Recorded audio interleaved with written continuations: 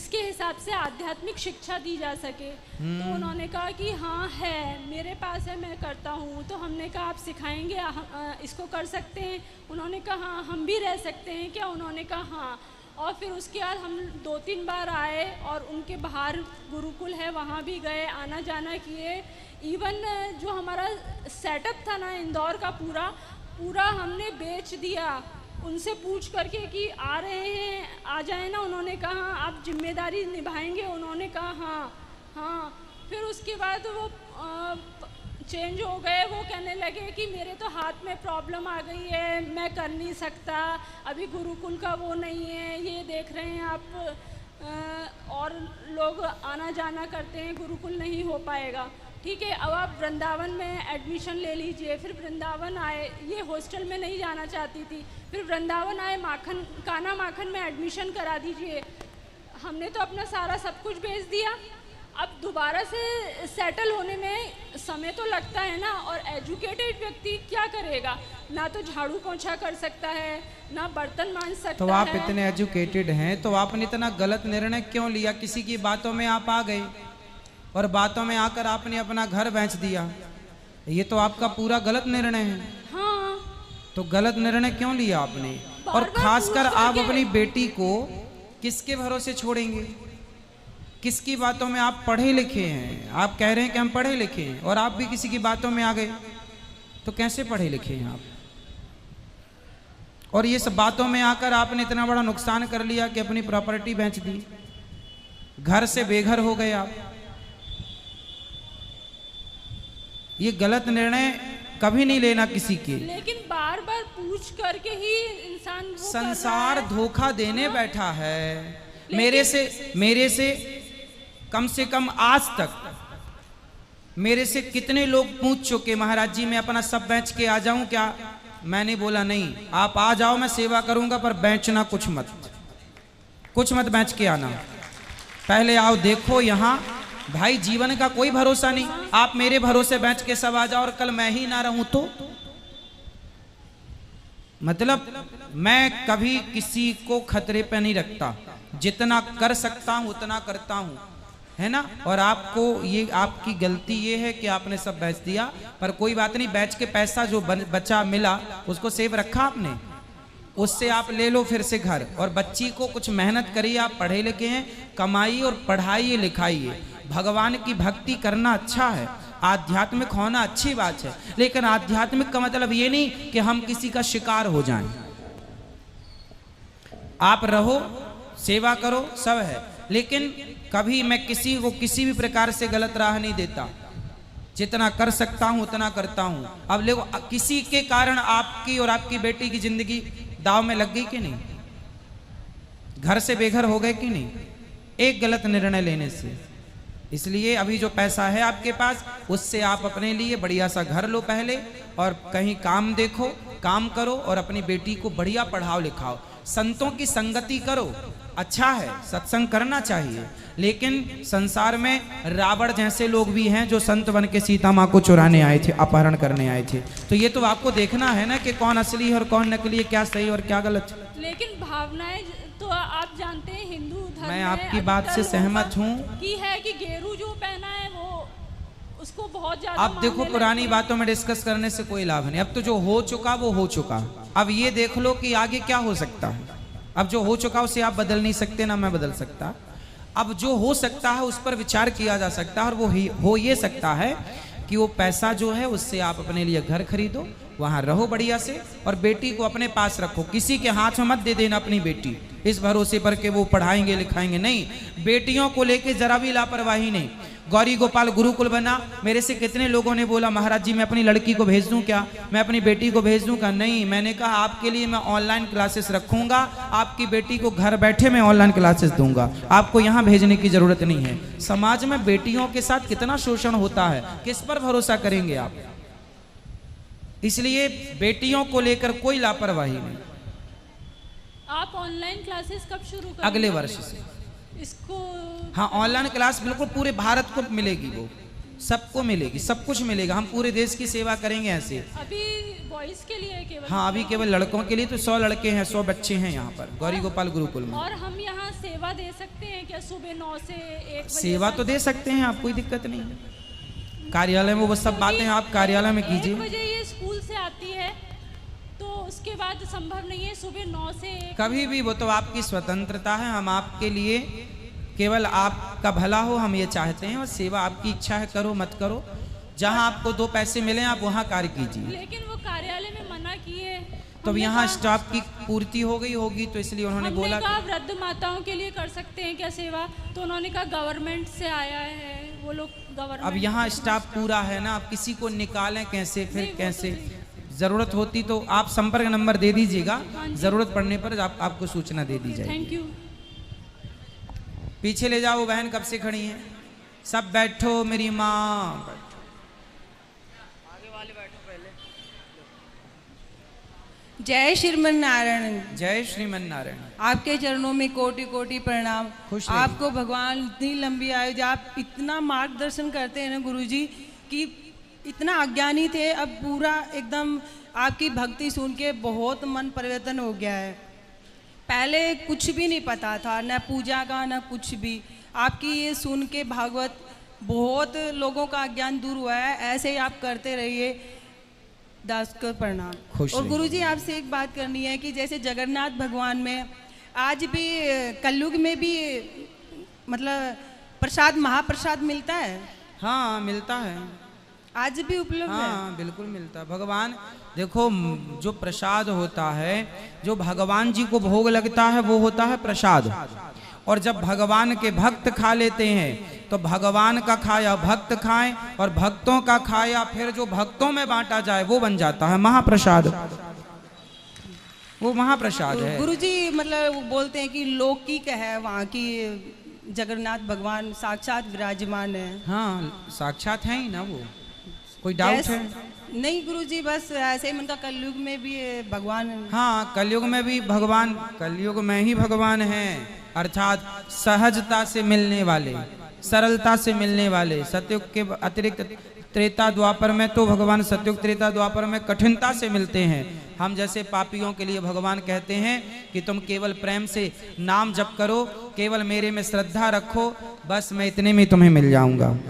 कलयुग केवल नाम आधारा। जय श्रीमन नारायण। और गुरु माँ के दर्शन हो सकते हैं? बिल्कुल हो जाएंगे जी। खुश रहिए।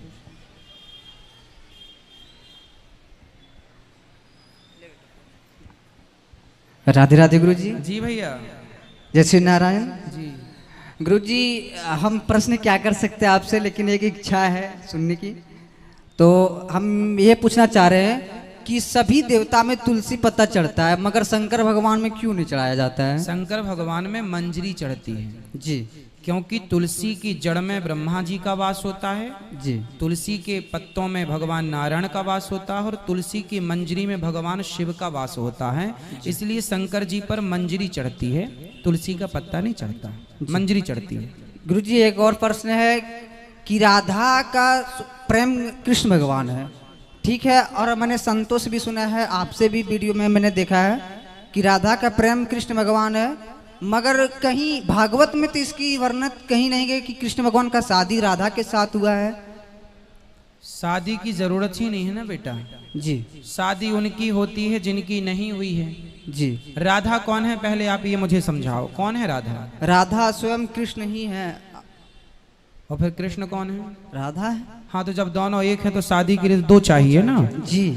एक में कैसे शादी होगी? गुरुजी, आप सब जानते हो, इतने ज्ञानी तो हो आप। नहीं, मैं भी भागवत कभी कभी पढ़ता हूँ, बढ़िया आपकी वीडियो भी कभी कभी देखता हूँ, अच्छा लगता है। अच्छा, तो शादी के लिए कितने लोग चाहिए होते हैं? 2 जन चाहिए। और आप तो कह रहे हैं एक ही है जी। तो फिर कैसे होगी जी आपके हिसाब से? दूसरा, राधा लक्ष्मी है जी, और कृष्ण नारायण है जी। और लक्ष्मी नारायण सदा से ही पति पत्नी है, इसलिए उन्हें फिर से विवाह ना भी करें तो चलेगा। और दूसरा, जी। गर्ग संहिता में गर्गाचार्य जी ने लिखा है कि राधा रानी का विवाह भगवान कृष्ण से हुआ है, ब्रह्मा जी ने कराया भांडीर वट में। जी। भागवत जी में कुछ चीजें भागवत जी में है, कुछ चीजें अन्य। 18 पुराण, एक पुराण में सब चीजें हो जाती तो 18 लिखने की क्या जरूरत थी? गुरुजी तो इसलिए तो कुछ इसमें, कुछ उसमें, कुछ इसमें, तो आपको सब पढ़ना पड़ेगा तब पूरी जानकारी होगी। आपकी वीडियो जब हम देखे कि कृष्ण का राधा शादी साथ हुआ है भांडीर वन में, हाँ। तो मैंने भागवत में ढूंढे, लेकिन भागवत में गर्ग कहीं नहीं। संहिता का 16वां अध्याय ढूंढ लीजिए, मिल जी। जाएगा। तो मैंने ब्रह्मवर्त पुराण में मैंने ढूंढा तो उसमें मिल गया। हाँ हाँ, मिल जाएगा। गुरुजी एक और प्रश्न है कि राधा जब कृष्ण के साथ मतलब प्रेम थे, ठीक है, तो शादी नहीं हुई, ठीक है, ये भी बात सही है? हुई है, मतलब 3 वर्ष में हुई, ये मैंने पढ़ी है। तो हुई है नहीं हुई है? हुई है। ये पहले एक कंफर्म करो, आप बताओ हुई है कि नहीं हुई है? हुई है। हाँ, तो फिर मत कहो कि नहीं हुई है। जी है। और मतलब रुक्मणी के साथ ही फोटो क्यों है, मतलब राधा के साथ फोटो क्यों रहता है मंदिर में? जहाँ देखते हैं मंदिर में हर जगह आप पंढरपुर गए हैं? नहीं। वहां जाओ ना, कभी जाओ, वहां भगवान पंडरीनाथ रुक्मणी जी के साथ खड़े हुए हैं। जी। विठलनाथ जी रुक्मणी जी के साथ खड़े हैं। जी गुरुजी, पता नहीं था गुरुजी। हाँ बेटा, महाराष्ट्र में एक मंदिर है भगवान का, पंडरीनाथ बोलते हैं, विठलनाथ जी बोलते हैं। विठल विठल विठला पांडुरंग विठला, पंढरपुर में, वहाँ भगवान श्री कृष्ण ऐसे खड़े हैं और वहाँ भगवान के साथ माता रुक्मणी है, राधा जी नहीं है। जी गुरुजी। गुरुजी एक निवेदन करेंगे कि हमें हिंदू राष्ट्र चाहिए। हो जाएगा, आप जैसे युवा जागेंगे तो हो ही जाएगा, भगवान कृपा करेंगे। Thank you. धर्म की बातें होने लग जाएं तो हो जाएगा हिंदू राष्ट्र, धर्म की बातें नहीं होंगी तो नहीं होगा। हर बच्चा, बड़ा बूढ़ा, स्त्री पुरुष केवल धर्म की बात करे और करे बस ना चले भी धर्म पर, हो गया हिंदू राष्ट्र। देर ना लगेगी, चलना पड़ेगा। गुरुजी जी। मैं महाराष्ट्र से आया हूँ। प्रणाम गुरुजी। सवेरे सवेरे आपका सत्संग सुनते हैं 1.5 से 2 घंटे, बहुत अच्छा लगता है। दिन भर फ्रेश रहते हैं एकदम, कैसे जीना है, क्या जीना है, सब आप सिखा देते हैं गुरुजी।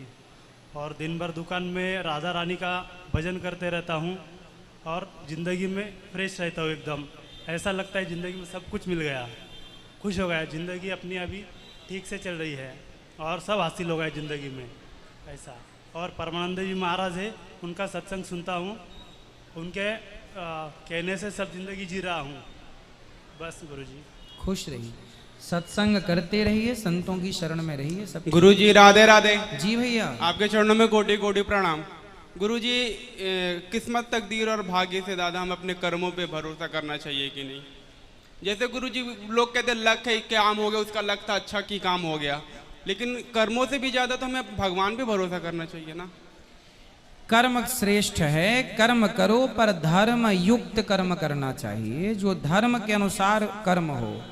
कसाई भी कर्म करता है गाय काटने का, पर उसका कर्म धर्म युक्त नहीं है। तो कर्म वो करो जो धर्म युक्त हो और भगवान पर विश्वास करो। और हर व्यक्ति अपने अपने भाग्य का खाता है। यदि किसी का सिलेक्शन हो गया, नौकरी मिल गई, काम हो गया, तो उसका अपना भाग्य, मतलब उसके भाग्य में जो था मिलना। भाग्य कैसे तैयार होता? जो आज आपने कर्म किया है, जी गुरुजी, वो आज का कर्म कल के लिए आपको भाग्य बनकर मिलेगा, जी है ना। तो हर व्यक्ति अपने अपने भाग्य का खाता है।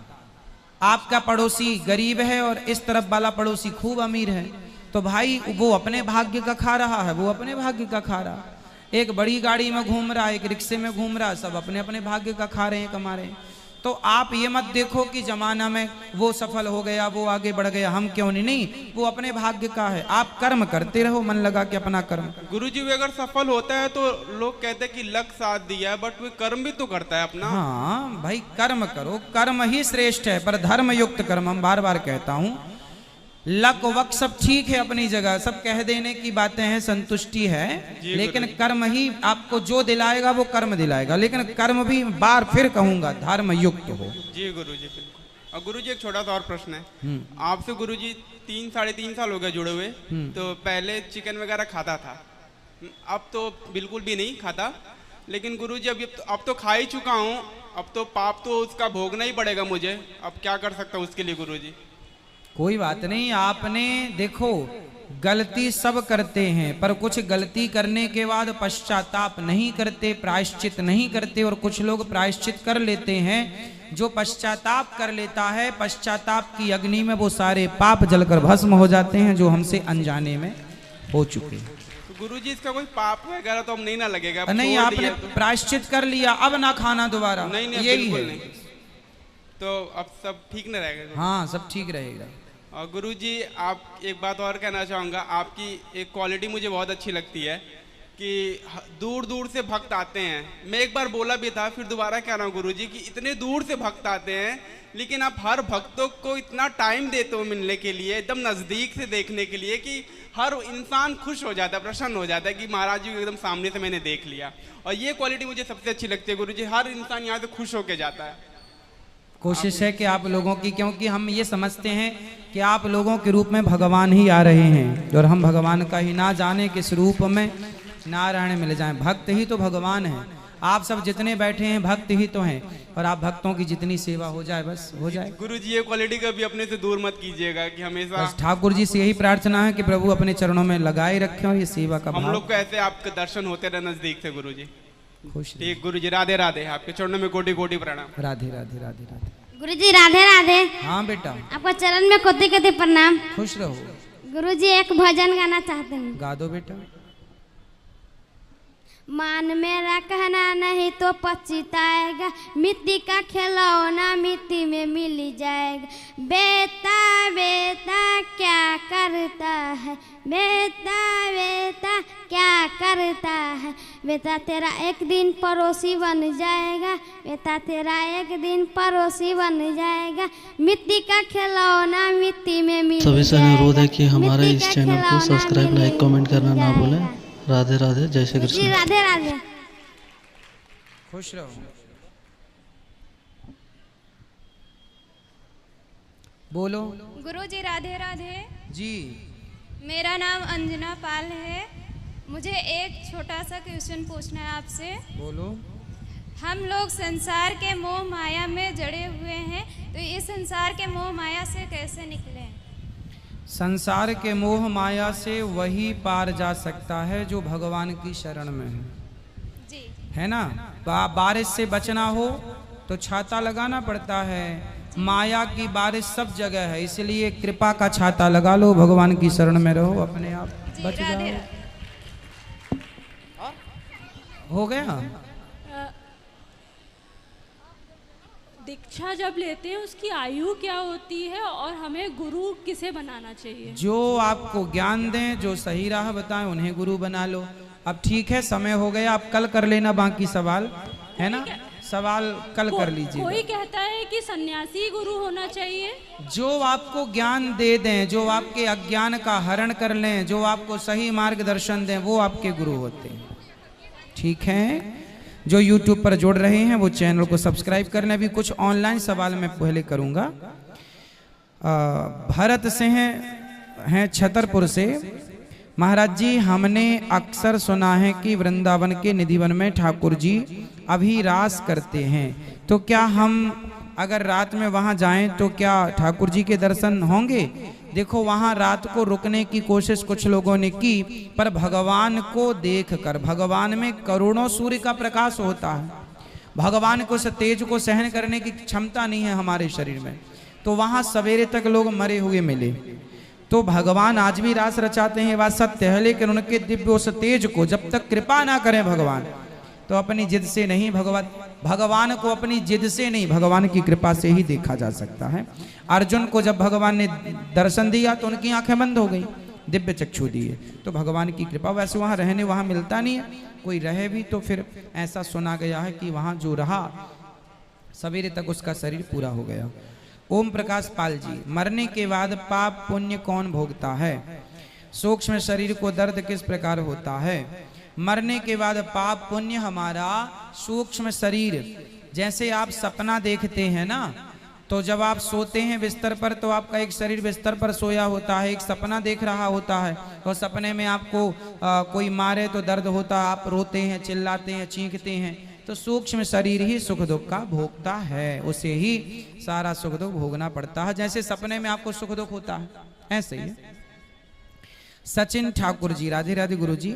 गुरु जी, वृंदावन में आजकल बंदरों को पकड़कर जंगलों में छोड़ा जा रहा है, क्या ये ठीक हो रहा है?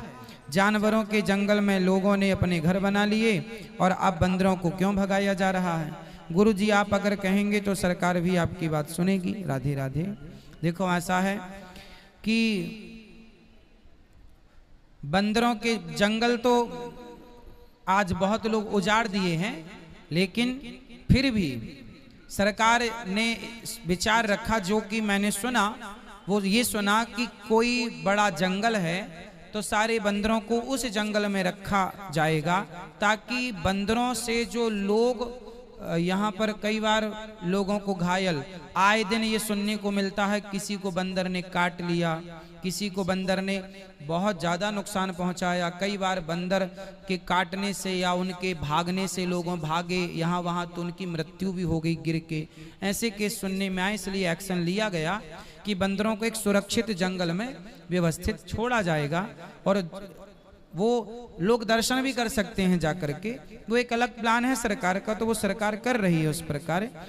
वो लोगों की सुरक्षा के तहत ये कार्य किया। आए दिन बंदर मोबाइल ले जाते हैं, चश्मा तोड़ देते हैं। इसके तहत कुछ कदम सरकार उठा रही है। अब ये सही कदम है गलत कदम है ये भगवान जाने।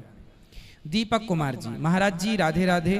गुरु जी, सुख में तो भगवान का नाम ले सकते हैं, लेकिन जब व्यक्ति की दुखद परिस्थिति आती है तो भगवान का नाम भी नहीं ले पाते। ऐसी परिस्थिति में हम क्या करें? देखो, सुदामा जैसा दुखी जीवन किसका रहा होगा कि खाने को रोटी नहीं थी, लेकिन उस स्थिति में भी उन्होंने भगवान का स्मरण नहीं छोड़ा। तो आपकी तो परीक्षा तभी होती है ना जब विपत्ति आती है। उस स्थिति में भी भगवान का स्मरण बनाए रखिएगा, ये श्रेष्ठ भक्तों के लक्षण हैं। धैर्य रखिएगा, भगवान समय सबका बदलते हैं। मुकेश राजपूत, जय श्रीमन नारायण गुरु जी। गुरु जी, जो पाप भी करता है और पूजा पाठ भी करता है तो उसका क्या होगा? क्या उसको अपने पाप की सजा मिलेगी? हाँ, पाप की भी आपने 1 किलो पाप किया, 1 किलो पुण्य किया, तो आपको 1 किलो पाप का भी दंड मिलेगा और 1 किलो पुण्य का भी फल मिलेगा। तो हिसाब अलग अलग हो जाता है ना। जैसे दाल चावल मिल गए तो दाल चावल मिल तो गए हैं, अलग अलग भी हो जाती हैं। फिर दाल को अलग बना लो, चावल को अलग बना लो, फिर दोनों को मिला के खा लो। तो ऐसा है कि सब अलग अलग हो जाता है। भगवान के सब मशीन लगी है ना, सब अलग अलग कर लेते हैं। किसी को कौड़ी कम नहीं देता, किसी को दमड़ी ज्यादा। समझदार तो चुप रह जाता, मूर्ख शोर मचाता। मेरे मालिक की दुकान में सब लोगों का खाता, वहां सबका हिसाब किताब है। पाप का पुण्य का चलो। अब आगे की चर्चा कल करेंगे। सबको जय श्रीमन नारायण, राधे राधे, शुभ रात्रि। आपका मंगल हो, भगवान की कृपा सदा आप पर बनी रहे। अब जिन्हें मिलना है आओ।